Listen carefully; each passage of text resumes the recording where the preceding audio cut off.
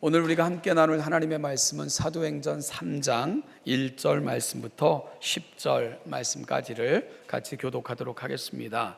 사도행전 3장 1절로 10절 말씀을 교독합니다. 제9시 기도 시간에 베드로와 요한이 성전에 올라갈새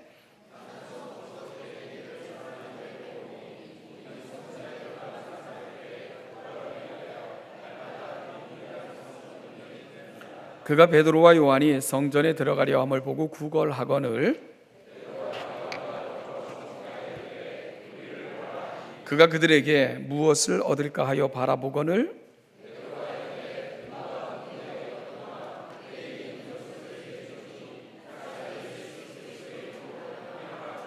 오른손을 잡아 일으키니 발과 발목이 곧 힘을 얻고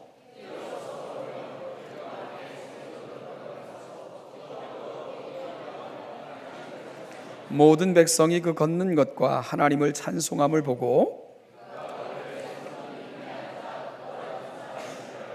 그에게 일어난 일로 인하여 심히 놀랍게 여기며 놀라니라. 아멘. 오늘 베드로와 요한이 나면서부터 못 걷게 된 사람을 만난 곳은 미문이라고 불려지는 곳입니다. 예루살렘 성전의 동편에 위치해 있는 문으로요, 오늘날은 그 문을 황금문이라고 부릅니다. 이 문은 예루살렘 성전의 지성소에서 가장 가깝게 위치해 있던 문이기 때문에 제사장들이 출입했던 문으로도 알려져 있고요, 예수님께서 새끼 나귀를 타고 예루살렘에 입성하셨던 문도 이 문으로 알려져 있습니다. 이 문을 통해 기드론 골짜기를 지나면 바로 우리 주님께서 마지막 밤새 기도하셨던 감람산에 다다르게 됩니다. 지금은 이 문이 굳게 닫혀져 있는데요, 유대인들은 메시아가 오시면 이 문이 열릴 것이라 굳게 믿고 있고요, 지금도 감람산에 모여 이 문을 바라보며 예루살렘 성전이 회복되기를 위해 기도하고 있고요, 또한 죽어서도 이 문을 향하여 무덤을 쓸 정도로 오늘날 유대인들에게는 안타까움과 소망의 문이기도 합니다. 사실 예루살렘 성으로 드나드는 문은 11개나 있었습니다. 그런데도요, 왜 특별히 이 문을 미문이라고 불려지게 되었을까요? 유대인 역사가 요세푸스는 이 문이 고린도 건축 양식을 빌어 아름답게 지어졌기에 미문이라 불려졌다고 기록하고 있습니다. 특별히 이 문의 재료들도 고린도시에서 가져온 구리, 은, 금을 도금해서 실제로 보기에도 참으로 아름다운 문이었다고 알려져 있습니다. 그런데 또 다른 이유는 예루살렘 성을 둘러싸고 있는 여러 개의 문들 중 이 문만이 유일하게 이 여인들과 이방인들이 성전에 들어가기 위해 출입하도록 허락되어졌던 문이었다고 합니다. 그래서 이곳을 통하여 하나님을 알지 못하는 사람들이 하나님을 알아갈 수 있었고, 또한 소외되었던 여인들이 이 문을 통해서 하나님을 만나는 새로운 은혜를 체험할 수 있었습니다. 그러기에 이 문을 드나드는 사람들을 통하여 동편에 위치한 이 문이 아름다운 문, 즉 미문으로 불려지게 되었다는 이야기도 전해지고 있습니다.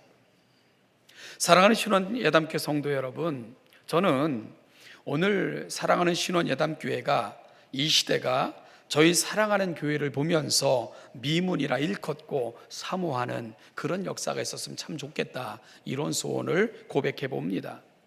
이는 외형적으로 문이 아름답기 때문이 아니라 하나님을 알지 못하는 사람들이 이 문을 드나들며 하나님을 만나게 되고, 세상에서 상하고 찢긴 심령들이 이 자리에 나와 하나님을 만남으로 그 모든 마음의 상처와 아픔이 치유되고, 죄의 깊은 수렁에 빠진 사람들이 이곳에서 예수를 만남으로 새로운 삶을 향해 출발하는 그 아름답고도 멋진 역사가 있는 교회, 그래서 이 문을 드나들어 하나님을 만났던 사람들, 치유받은 사람들이 저 문은 아름다운 문이야, 이렇게 신원여담교를 향하여 일컫고 고백하는 그런 아름다운 역사가 있어지기를 주님의 이름으로 소원하고 그렇게 되기를 축복합니다.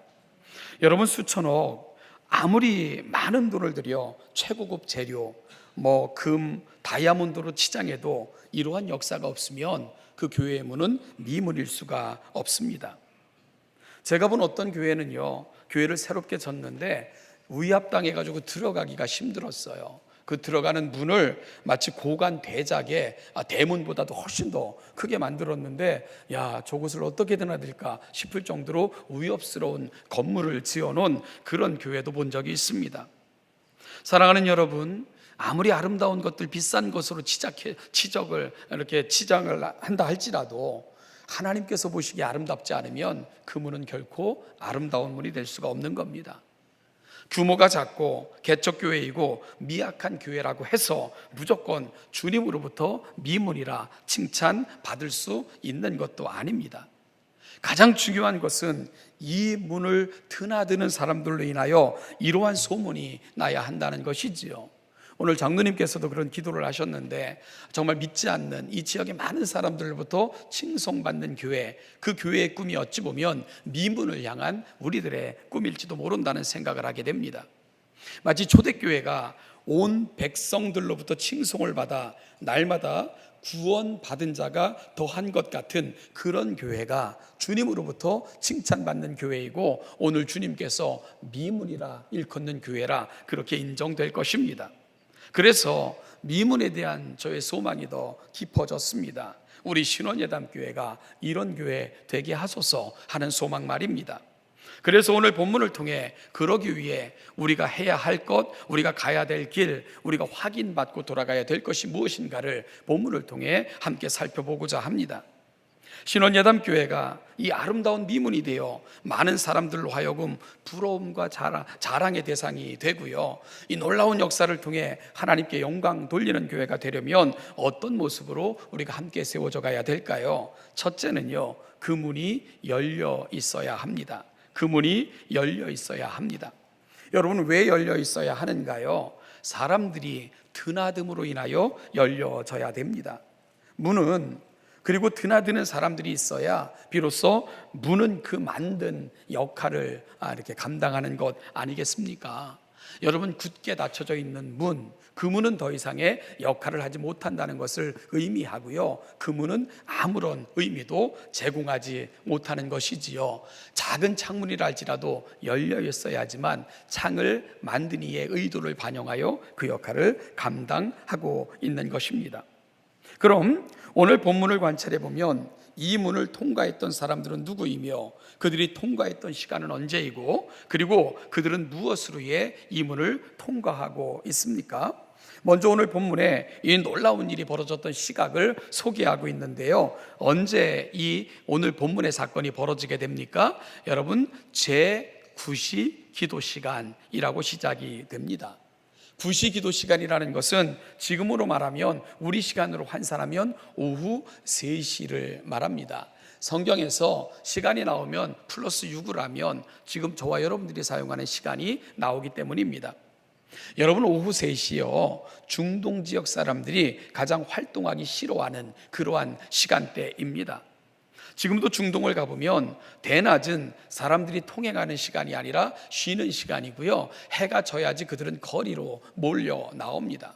그래서 중동의 밤거리는 매우 번잡해요. 그리고 수없이 많은 사람들로 들썩들썩거리는 것이 중동 지역의 밤문화이기도 합니다. 그런데 그들이 그 시간에 왜 움직이고 있습니까? 여러분, 바로 성전에, 그들이 정해놓은 기도 시간에 하나님을 만나기 위해 그 문을 통해 성전에 들어가고 있는 것입니다. 무엇하러 간다고요? 기도하러 그들은 그 문을 지나 성전을 향해 가고 있는 겁니다. 이 두 사람은 기도 생활이 습관화되어 있는 사람들입니다. 모두가 꺼리는 시간, 그들은 그 시간에 기도를 위해 성전을 찾은 것입니다. 여러분, 이 세상에서 우리가 가져야 될 가장 거룩한 습관이 있다면 그것은 하나님을 만나는 기도의 시간을 소중히 여기는 것입니다. 이 기도의 습관이 우리 안에 영성을 형성하고요, 이 세상을 이길 수 있는 능력을 저와 여러분들에게 제공해 주기 때문입니다. 몇 년 전에 이 교단에서 이 교육자 수련회가 이렇게 진행될 때 강사로 오셨던 한 목사님께서 강의 중에 이제 이런 도전을 주셨어요. 물론 그 자리는 목회자들이 모여 있었던 자리였으니까 목회자들을 향해서 이런 도전을 주셨는데, 당시 얼마나 강력하게 제 마음에 꽂혔는지요. 지금도 생생하게 기억이 납니다. 이런 도전을 주셨어요. 교회는 목회자의 눈물만큼 찹니다. 뭐 이런 도전을 주시더라고요. 교인들 한 명 한 명의 이름을 불러가며 기도하고 그 아픔을 놓고 울며 기도하는 목회자가 있는 교회, 그런 교회가 하나님이 귀히 여기시는 교회이고 성장하는 교회가 됩니다. 이런 도전을 주셨던 것이지요. 지난주에 저희 교회 장례식이 있었어요. 참 오래된 교우 한 분을 하나님께로 올려드렸는데, 피치 못할 사정으로 이제 그 장례식을 인도를 못했습니다. 너무 속상하고 안타깝고 가슴이 아프고 그랬는데, 그러면서 그 장례를 집리하지 못하는 것이 편하지 않았어요. 그리고 마음이 더 불안했어요. 그러면서 생각이 들더라고요. 제 자리가 어디일까? 내가 있어야 될 자리가 어디일까? 참 많이 생각하게 하고 느낄 수 있도록 만들어줬던 그런 시간이었는데요. 여러분, 교인들 때문에 아파하고 근심하는 목회자가 있는 교회는 분명 행복한 교회일 것입니다. 그래서 다시 한번 이런 목회자가 되기를, 오래전에 제 가슴을 울렸던 소리를 확인할 수 있는 그런 시간이 됐고요. 우리 목회자들뿐만이 아니라 교인들의 한 사람 한 사람 이름을 불러가며 기도하는 장로님들, 권사님들, 구역장님들, 집사님들, 그리고 또한 성도들이 있는 교회에 굳이 성장을 외치지 않아도 하나님이 귀히 여기셔서 이런 교회를 높여주실 것이라고 생각을 합니다. 사랑하는 여러분, 마찬가지로 교회를 위해, 서로를 위해 늘 예배당 문을 드나들며 눈물로 기도하는 성도가 있는 교회, 이런 교회가 하나님 보시기에 아름다운 교회라 일컬음을 받지 않겠습니까? 사람의 통행이 없고 닫혀져 있고 기도 소리가 그치고 눈물이 멈춘 교회가 하나님 보시기에 아름다운 교회가 될 수는 없을 것입니다. 특별히 일부 예배는 우리 많은 교사들이 함께 예배하고 있는 자리이기도 합니다. 여러분, 앞서 소개했던 강사의 말을 다시 빌리면 교회 학교는 교사들의 눈물만큼 차는 것입니다. 우리 아이들은 교사들의 눈물을 먹고 자라는 아이들이에요. 그들을 가슴에 품고 늘 기도하고 그리고 그들의 이름을 불러가며 하나님 앞에 호소하는 교사들이 있는 교회, 그런 교회에 하나님은 아이들을 맡겨 놓으시지 않겠습니까?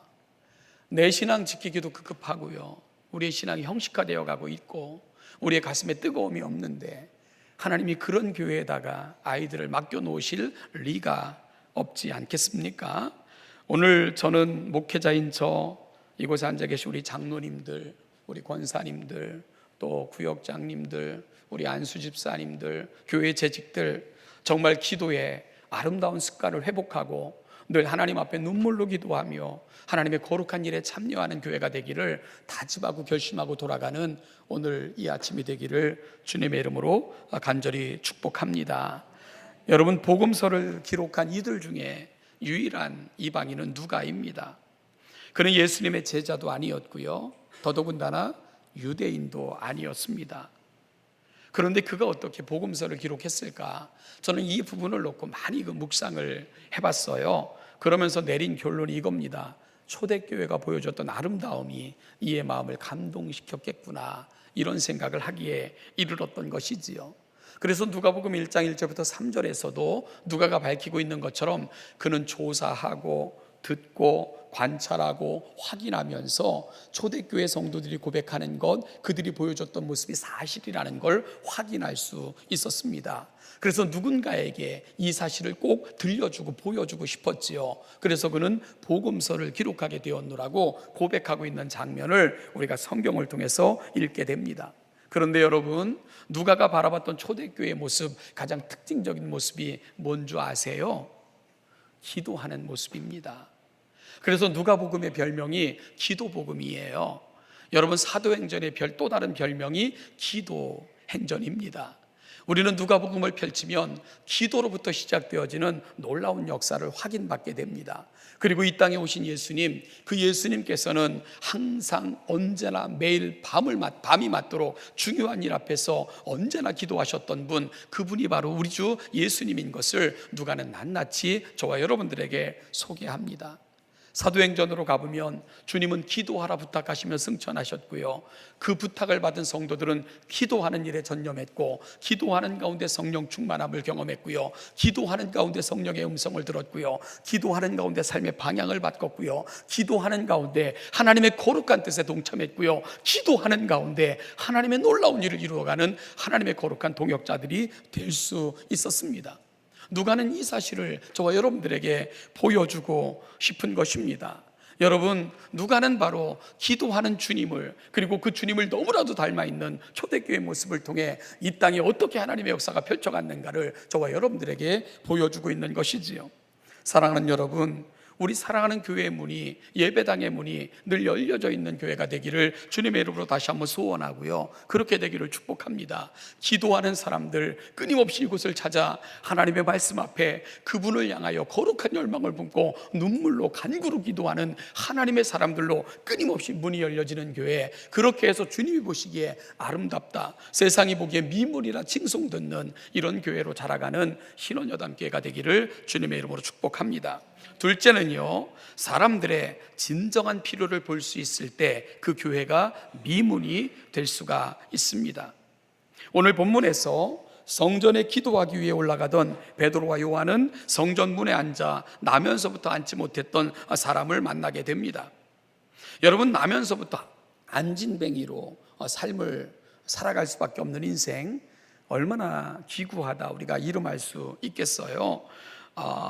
그는 다른 사람이 옮겨 놔야만 옮길 수 있고, 그리고 또한 구걸해야만 먹고 살 수 있는, 나면서부터 이렇게 마치 운명처럼 쥐어진 그 인생을 살아갈 수밖에 없는 사람이 오늘 본문에서 만나고 있는 나면서 못 걷게 된 사람의 모습입니다.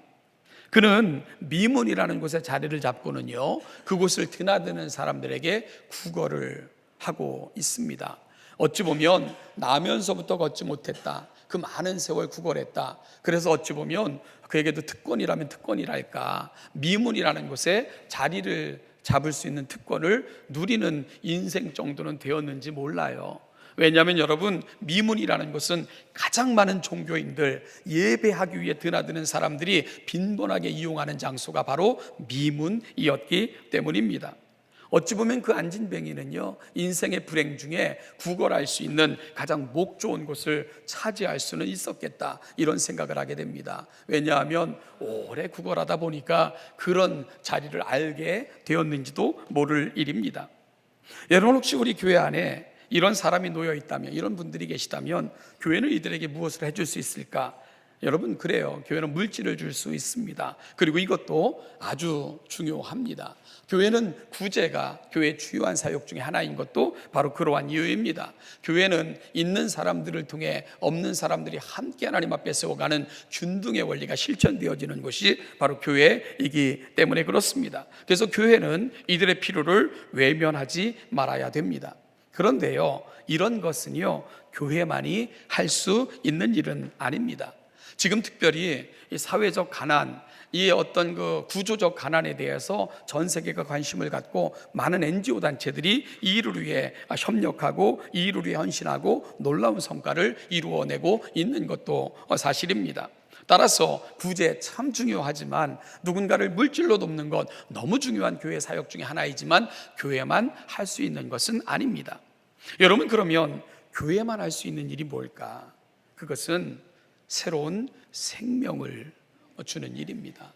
새로운 생명을 주는 일, 그것이 교회에게 맡기신 가장 고유하고 값진 교회의 사명입니다. 바로 예수 그리스도를 알게 하는 것입니다. 이것은 교회만 할 수 있고 교회가 해야 되는 가장 중요하고 긴급하며 중요한 사명입니다. 교회는 사실 이 일을 위해 존재합니다. 주님께서 이 일을 위해 교회로 부르시고 교회를 세우신 것입니다. 따라서 이 일을 포기하면 교회는 존재의 이유가 없습니다. 여러분, 바로 베드로와 요한은 이 일을 직시하고 있습니다. 지금 이 사람에게 가장 필요한 것이 뭘까? 여러분, 표면적으로 보면 먹고 살기 위한 돈일 거예요. 그런데 베드로와 요한은 돈보다 중요한 것이 있다는 것을 간파하고 그에게 그것을 주기를 원합니다. 여러분, 바로 베드로와 요한이 그 나면서부터 걷지 못하게 된 자에게 주고 싶었던 것, 그것이 뭡니까? 예수 그리스도. 바로 그분을 통해 그의 삶이 바뀌고 하나님의 영원에 참여하는 그 은혜를 그에게 베풀고 싶었던 것입니다. 바로 요한과 베드로는 그 인생에게 있어서 가장 중요한 것이 뭘까? 그걸 알고 있는 거예요. 그것은 바로 예수 그리스도, 그분이 가장 필요하다는 것을 그들은 보며 인식하고, 그리고 그 예수의 이름을 그 사랑하는 자에게 주고 있는 것입니다. 여러분, 세상은 예수가 필요해요. 그래서 우리가 우리가 자주 부르는 찬양처럼 매일 스치는 사람들, 그들은 무엇을 말하나? 공허하게 바쁘게 발걸음을 옮기는 사람들, 여러분, 그들에게 가장 필요한 것은 뭘까? 물론 안전된 직장도 필요할 것이고, 그로 인하여서 물질도 필요할 것이고, 여러 가지 많은 것들이 필요할 것입니다. 그런데요, 교회는 그들의 진정한 필요가 무엇인가를 알 수 있는 눈, 영안을 열 수 있는 곳, 그곳이 바로 교회이어야 된다는 것입니다. 그것은 바로 이 세상을 넘어 우리 가운데 영원히 주어질 생명, 그 생명이 그들에게도 필요하다는 것을 교회는 한시도 놓치지 말아야 됩니다. 이 사실을 놓치면 교회는 더 이상 이 땅에 존재할 필요가 없어지고 마는 것입니다. 사랑하는 여러분, 요즘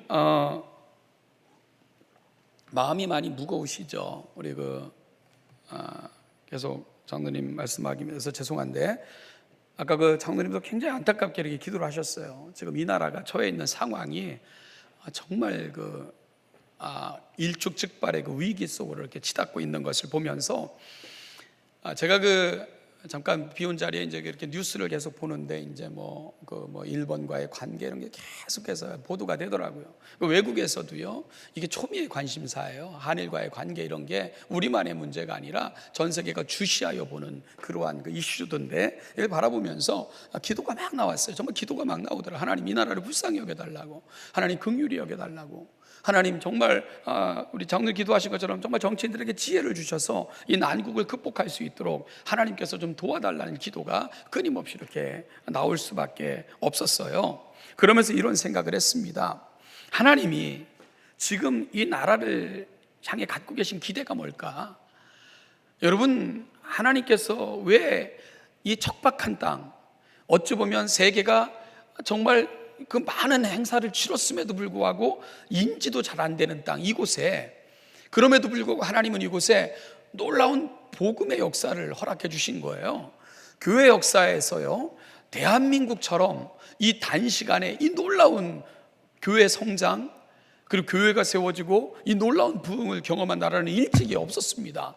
그만큼 전 세계적으로 대한민국이 이룬 그 복음적 성과는, 이거는 정말 세계가 기이 여기는 그러한 일을 하나님께서 이 땅에 허락하신 거예요. 그런데요, 여러분 한번 좀 생각을 해보시죠.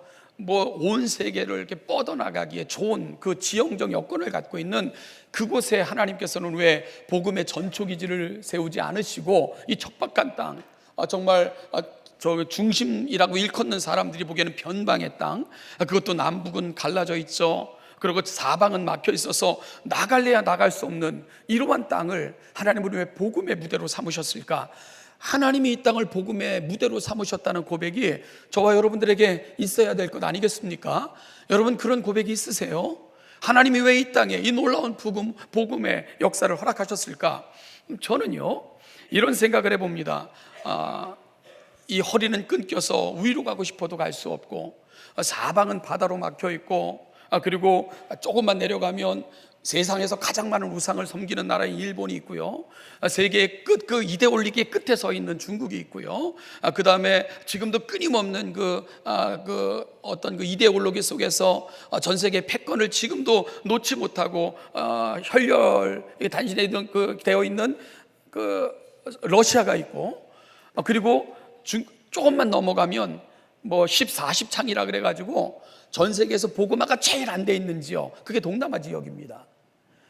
그 한가운데 대한민국이 놓여 있는 거예요. 그리고 하나님께서는 이곳에 이 복음의 놀라운 역사를 허락해 주신 겁니다. 온 전국에 교회를 세워주셨고, 한때는 인구의 30%에 육박하는 사람들이 기독교인이 되게 하는 이 놀라운 역사를 하나님이 이 땅에 허락해 주신 겁니다. 여러분, 그런데 이 대한민국이라는 이 나라가 속해 있는 위치를 가만히 보면, 과거 하나님께서 복음의 역사의 무대로 삼으신 이스라엘과 너무나도 닮아 있다는 그런 생각을 여러분들 하지 않습니까? 전 세계적으로요, 고립되어져 있는 유일한 땅이 바로 팔레스틴, 하나님께서 복음에, 그리고 그 하나님의 거룩한 나라를 위해 선택하신 그 팔레스틴이 바로 그러한 땅이었거든요. 그러면서 하나님께서는 그 땅에게 주신 말씀이 있어요. 내가 너희를 제사장 나라와 세상의 중심으로 세우시겠다는 거예요. 그런데 한 가지 조건이 있습니다. 너희가 나를 드러내면 내가 너희들을 통해 그 일을 하겠다, 그리 약속을 하셨습니다. 그리고 이스라엘이 그 하나님의 영광을 드러낼 때 하나님은 그 땅을 통해 그분의 영광을 세상에 보여주셨습니다. 그런데 그들이 그 하나님께서 그들을 세우신 그 목적에서 벗어날 때 하나님께서는 이방의 손으로 그들을 때려서라도 돌아오셔서 하나님의 역사를 만들어내는 그러한 도구로 만들어 가셨던 역사가 바로 성경의 역사인 것, 우리가 얼마나 많이 배우고 듣는 그러한 성경의 역사입니까? 그렇다면 그것이 과거 그들의 이야기겠습니까? 여러분, 오늘 우리들의 이야기 아닐까요? 이 땅을 살아가는 저와 여러분들의 고백이어야 되지 않겠습니까? 내가 하나님의 사람이고, 내가 복음의 사람이고, 내가 성경을 믿는 사람이고, 성경은 모든 시대 모든 사람을 위해 쓰여진 하나님의 살아있는 말씀이라는 고백이 저와 여러분들에게 있다면, 그들을 통해 보여주셨던 하나님의 마음, 그들을 통해 펼치셨던 하나님의 역사가 오늘 저와 여러분들을 향한 하나님의 계획이고 역사이고 그분의 마음은 아니겠습니까? 여러분, 그렇다면 오늘 저와 여러분들이 나아가야 될 자리가 어디일까요? 오늘 사랑하는 신원야담교회 한국교회가 나아가야 될 그 자리가 어디일까요? 사랑하는 여러분, 오늘 바로 저와 여러분들이 여기서 신앙의 눈으로 오늘 우리가 처해 있는 이 현실과 하나님 이 현실을 통해 우리에게 주시고자 하는 그분의 뜻이 무엇일까에 대한 거룩한 그 마음의 깨달음과 소원과 자각을 간직할 수 있어야 된다는 겁니다. 어찌 보면 사랑하는 여러분, 이 놀라운 복음의 역사를 경험하고 우린 너무 멀리 하나님께로부터 떠나 있는 것 아닙니까?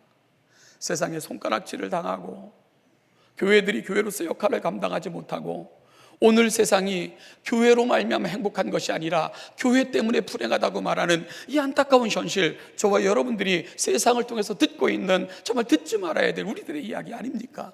그렇다면 하나님께서 이 어려움을 통해 저와 여러분들에게 들려주시는 메시지가 있지 않을까요? 돌아오라는 거예요. 내게로 돌아오라는 겁니다. 내게로 돌아서라는 겁니다. 그러면 내가 너희에게로 가겠다. 하나님이 성경을 통해서 끊임없이 주셨던 말씀 아닙니까? 교회는 이걸 들어야 될 줄 알아야 되지 않겠습니까?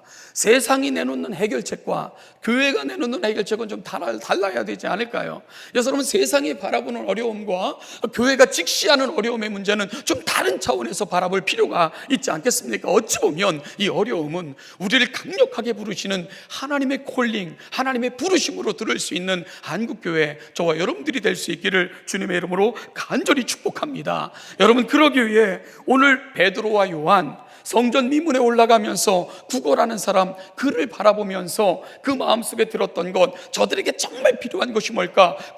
그걸 바라볼 수 있는 영안이 있었다는 거예요. 그래서 그 나면서부터 걷지 못했던 자의 손을 붙들고 일으키면서 내가 은과 금은 없다. 그런데 내가 너에게 줘야 될 것, 하나님이 너에게 주라고 내게 부탁하신 것이 있다. 그것은 바로 나사렛 예수 그리스도의 이름, 그 이름을 너에게 준다 라고 외치며 그를 일으켜 세워 주지 않았습니까? 오늘 세상은 바로 교회에게 이걸 기대하는 것 아니겠어요? 여러분, 세상의 손을 붙들고 예수 그리스도의 이름으로 일어납시다. 예수 그리스도께로 돌아갑시다. 하나님께로 돌아갑시다. 이런 운동들이 교회로부터 시작되어져야 되는 것 아니겠습니까? 언제까지 교회가 세습이다, 불법을 자행하면서도 부끄러운지 모르고 싸우는 이 진흙탕 같은 싸움을 계속해야 되겠습니까? 여러분, 지금은 하나님께로 눈물을 흘리며 이 교회당을, 그런가 하면 또한 우리 사랑하는 나라를 붙들고 눈물로 기도하는 사람들, 그러한 사람들이 필요한 것을 저와 여러분들은 오늘 이 아침 가슴으로 고백하며 그 고백을 가슴에 안고 나아가는 복되고 귀한 이 아침 될 수 있기를 주님의 이름으로 간절히 축복합니다. 사랑하는 여러분, 교회가 일어서야 이 땅이 일어설 줄로 분명히 믿습니다. 우리가 하나님께로 돌아갈 때 하나님이 이 땅을 통해 정말 살아계신 하나님을 보여주실 줄로 분명히 믿습니다. 이 기적과 같은 은혜를 하나님께서 교회를 통해 이 땅에 펼치시는 은혜를 함께 경험해낼 수 있는, 그렇게 함께 일어날 수 있는 이 나라와 민족 사랑하는 교회가 될 수 있기를 간절히 소원하고, 우리 신원예담교회 성도들 이 일을 향해 함께 나아갈 수 있게 되기를 주님의 이름으로 축복합니다. 여러분, 마지막으로 교회가 이 시대의 미문이 되려면 함께함이 필요합니다. 오늘 성전에 함께 올라간 이 누구와 누굽니까? 베드로와 요한입니다. 이 둘의 이름이 거듭거듭 강조되고 있어요. 여러분, 사실 이 두 사람 함께 될 만한 조건이 하나도 없는 사람입니다. 가장 나이 많은 제자와 가장 어린 제자가 베드로와 요한입니다. 이 두 사람 성격도 얼마나 다른지 몰라요. 요한은 조금 섬세한 면이 있는 것 같고 좀 소심한 면도 있는 것 같은데, 베드로는 일단 저질러 놓고 보는 영. 그래서 아마 요한은 A형이고 베드로는 O형이지 않았을까, 이런 생각도 드는데요. 여러분, 무덤으로 달려가서 요한은 젊으니까 먼저 들어갔지만 따져요. 와, 이거 들어가서 괜찮을까? 야, 이거 이러다가 문제 생기는 거 아니야? 무덤까지 먼저 가서 못 들어가지만 들어가자마자 따지지 않고 확 들어가 버린 사람 베드로. 성격적인 대조. 그런가 하면 둘은 또 라이벌 관계라고 신학자들이 얘기도 하기도 해요. 그래서 여러분, 나중에 그 디베라 바닷가에서 베드로가 주님으로부터 회복되고 난 후 제일 먼저 한 질문이 뭐예요? 저 사람은 어떻게 되겠습니까? 저 사람이 누구냐면 요한이거든요. 그와 마찬가지로 주님의 사랑을 받는 일에 있어서는 라이벌과 같은 사람들이 베드로와 요한이었습니다. 그런데 그들은 부활하신 주님을 만난 후, 즉 은혜 받은 후 멋지게 이 모든 것을 뛰어넘고 있는 것을 오늘 본문은 보여주고 있는 거예요. 은혜는 모든 것을 뛰어넘게 하는 것입니다. 따라서 사랑하는 여러분, 오늘 사랑하는 교회가 함께 이 시대를 바라보며 동역자들로, 이 시대를 함께 책임지는 자들로 그렇게 나아가려면 오늘 베드로와 요한이 보여줬던 이 아름다운 관계를 회복해야 됩니다. 한때 사도 바울이 가장 어려웠을 때 하나님이 그 사도 바울을 일으켰던 그 방법이 뭡니까? 사람들을 붙여준 거거든요. 고린도에 이르렀을 때 그는 일어설 수 없을 만큼 힘들었어요. 아덴에서의 경험이기 때문입니다. 여러분, 그래서 그는 힘이 두렵고 떨렸다고 고백을 해요. 그럴 때 하나님께서 그 사도 바울을 어떻게 치유하십니까? 미리 그 땅에, 하나님께서 그 땅에 가도록 그렇게 예비해 놓으셨던 아굴라와 브리스길라를 만나게 하셨어요. 그리고 바울이 어렵다는 소식을 듣고는요, 디모데가 곧장 바울에게 달려옵니다. 그들로 말미암아 바울은 다시 힘을 내서 내가 전할 것 생명을 담보로 한다 할지라도 피 묻은 십자가, 그 십자가를 전하는 일에 내가 결코 넘어지지 아니하리라 결심하고 하나님 앞에 설 수가 있었습니다. 사랑하는 여러분, 오늘 우리를 여기에 신원예담의 이름으로 함께 있게 하신 이유를 아시겠어요?